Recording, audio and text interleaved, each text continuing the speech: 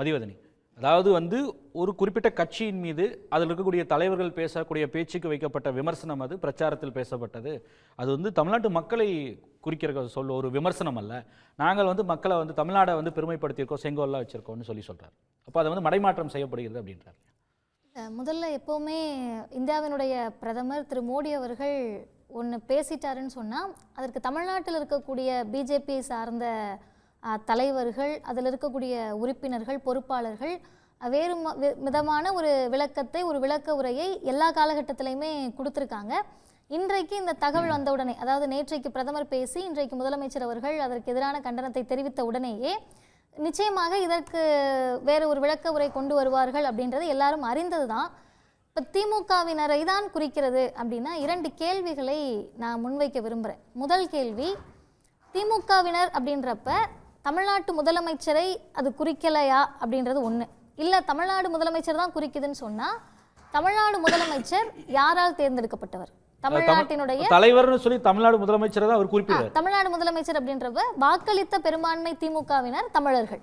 தமிழ்நாட்டில் நடக்கிறது அப்படின்றப்ப தமிழர்கள் தானே இங்கே இருக்காங்க, வேறு யார் துன்புறுத்துவார்கள் அப்படின்ற கேள்வி இருக்கு. ஒருவேளை பிரதமர் சொல்லுகிறபடியோ அதில் இங்கே இருக்கக்கூடிய பிஜேபியினர் சொல்லக்கூடிய வகையில் உண்மையாகவே பீகாரை சார்ந்த சகோதரர்களுக்கோ சகோதரிகளுக்கோ துன்பம் நேரிட்டிருந்தால் இந்த 4 ஆண்டுகள் திமுக அப்படின்றப்ப நீங்கள் இந்த 4 ஆண்டுகளையே உள்ள வச்சுக்கிட்டா கூட எத்தனை கம்ப்ளைண்ட், அதாவது இந்த மாதிரி துன்பத்திற்கு உள்ளாகிறார்கள்னு பிஜேபி சார்பில் அந்த மக்களுக்காக கம்ப்ளைண்ட் கொடுத்துருக்காங்க, இல்லை போராட்டங்களோ ஆர்ப்பாட்டங்களோ இந்த மக்கள் துன்பப்படுகிறார்கள் அப்படின்னு எனக்காவது அட்ரஸ் பண்ணியிருக்காங்களா? இல்லை முதல்வர்கிட்டையே போயிட்டு இந்த மாதிரி பீகாரிகள் இங்கே துன்பப்படுகிறார்கள் அப்படின்ற கோரிக்கையை இன்றைக்காவது முன்வைத்திருக்கிறார்களா? இப்போ எதுவுமே இது நடக்காத போது தமிழ்நாட்டில் பீகாரை சார்ந்த உழைக்கும் மக்கள் துன்பப்படுகிறார்கள்ன்ற ஸ்டேட்மெண்ட்டே பொய். இந்த பொய்யை நான் பேசலாம். குறுக்கீடு பண்ணுங்கிறதுல அவங்க சொல்ற கருத்தை நான் உள்வாங்கிக்கிறேன். ஆனா 2023 திருப்பூர்ல வேலை செய்யற வடமாநில தொழிலாளர்கள் விரட்டப்படக்கூடிய ஒரு நிலை தானே. அப்போ போலீஸ் கம்ப்ளைண்ட்டுக்கு எல்லாரும் போனாங்க, எல்லாரும் ஊருக்கு ஓடி போக வேண்டிய நிலை, 15 நாள் அங்க எல்லாம் மூட வேண்டிய நிலையை ஏற்பட்டது. இந்தி தெரியாது போடான்னு டிஷர்ட் போட்டு எல்லாரும் சுத்தினாங்க. அது போராட்டம் இல்லையா? அது அவர்களுக்கு எதிரான கலவரம் இல்லையா? பதில் சொல்லலாமா? தாராளமா. சந்தேகமா தான் வைக்கிறேன். சந்தேகத்துக்கு தான். இந்தி தெரியாது போடாவுக்கும் பீகார் உழைக்கும் மக்களுக்கும் சம்மந்தம் இல்லை. ஏன்னா பீகாரினுடைய தாய்மொழி இந்தி கிடையாது. பீகாரினுடைய தாய்மொழியை மீட்டெடுக்க வேண்டிய கடமையும் தமிழ்நாட்டை சார்ந்தவர்களுக்கு இருக்கு. ஏன்னு கேட்டா எல்லா மாநிலத்தினுடைய தாய்மொழியும் அந்தந்த மக்களுடைய தாய்மொழி காப்பாற்றப்பட வேண்டும். ஏதோ ஒரு மொழி இந்திய அரசமைப்பு சட்டத்தில் அலுவல் மொழி என்று குறிப்பிடப்பட்டிருக்கக்கூடிய அஃபீஷியல் லாங்குவேஜ் தேசிய மொழியாக மற்ற மொழியின் மீது ஆதிக்கம் செலுத்த முடியாது, செலுத்தக்கூடாது.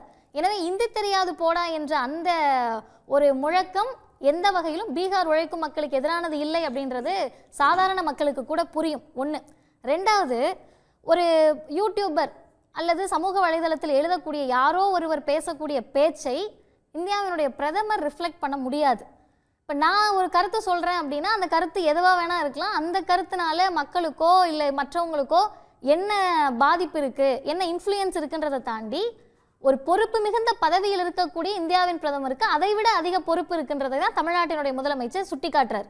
இந்த 2023 மனிஷ் காஷ்யப் அப்படின்னக்கூடிய யூடியூபர் இப்போது அவர் பிஜேபியில் இணைந்து விட்டதாக தகவல். ஏன் நான் தகவல்னு சொல்கிறேன்னா, இல்லை அவர் பிஜேபியில் இல்லை, ஏன்னா முந்தானத்து வரைக்கும் அவர் ஆர்எஸ்எஸ், ஒரு மிகப்பெரிய படுகொலை நடந்த பிறகு அவர் ஆர்எஸ்எஸ் கிடையாது அப்படின்ற செய்திகளெல்லாம் இன்றைக்கி நம்ம பேசுகிறப்ப இல்லை மனிஷ் காஷ்யப் சேரலை, பிஜேபியில் சேரலைன்னு கூட இவர்கள் சொல்லலாம். அதுக்காக நான் தகவல்னு சொல்கிறேன். அந்த யூடியூபர் பேசக்கூடிய ஒரு செய்தியை இப்படி பொறுப்பற்ற தன்மையோடு அவர் பேசலாம். ஏன்னா அவர் யூடியூபர், அவர் பேசலாம். அதே செய்தியை மற்றவர்கள் பேசலாம். பிஜேபியினுடைய கண்ணியம் மிகுந்த பொறுப்பில் இருப்பவர்கள் பேசலாமா? கண்ணியத்திற்குரிய பொறுப்பில் இருக்கக்கூடிய பிரதமர் பேசலாமான்றது 2வது.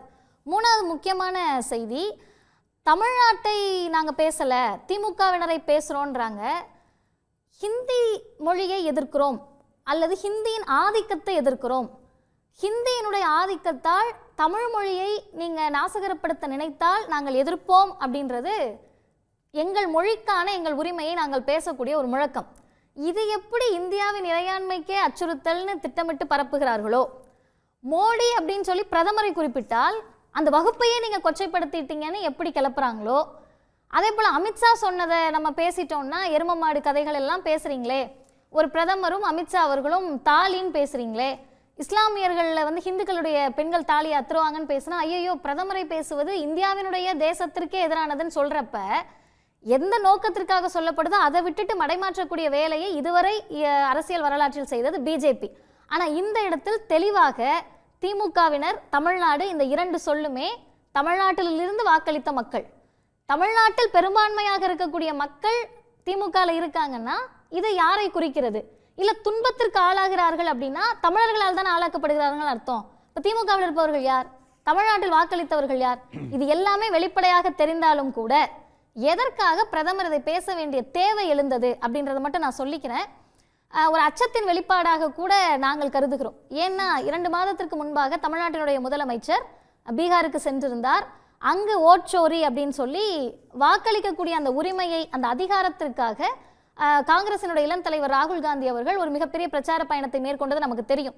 அங்கு போய் முதல்வர் பேசிய அந்த உரை மிகப்பெரிய பேசுபொருளானது. ஒரு மாநிலத்தினுடைய உரிமை எவ்வளவு முக்கியம், மாநில சுயாட்சி எவ்வளவு முக்கியம், ஒரு தேசிய கட்சி டபுள் இன்ஜின் சர்க்கார்ன்ற பேர்ல நம்முடைய மாநிலத்தினுடைய வளர்ச்சிக்கு என்ன செஞ்சிருக்குன்றதை யோசிங்க. சமூக நீதியோடு தொலைநோக்கு தொடர்பு சிந்தனையோடு முதல்வர் பேசிய அந்த உரை, அதற்கு பிறகு திராவிட மாடலை போன்ற ஆட்சி இங்கு தேவைன்னு பீகாரில் பேசுபொருளானதனுடைய விளைவுதான். தேர்தல் அறிக்கையில காலை உணவு திட்டத்தை பற்றி பேசுகிறார்கள், தேர்தல் அறிக்கையில தமிழ்நாட்டில் இருக்கக்கூடிய திமுகவின் தேர்தல் அறிக்கையை பற்றி பேசுகிறார்கள். எனவே முதல்வர் அங்கு சென்ற அச்சத்தின் வெளிப்பாடுதான் சம்பந்தம் இல்லாமல் திமுகவை அவர் இழுத்துக் கொண்டிருக்கிறார், தமிழ்நாட்டு மக்களை பற்றி பேசுகிறார்.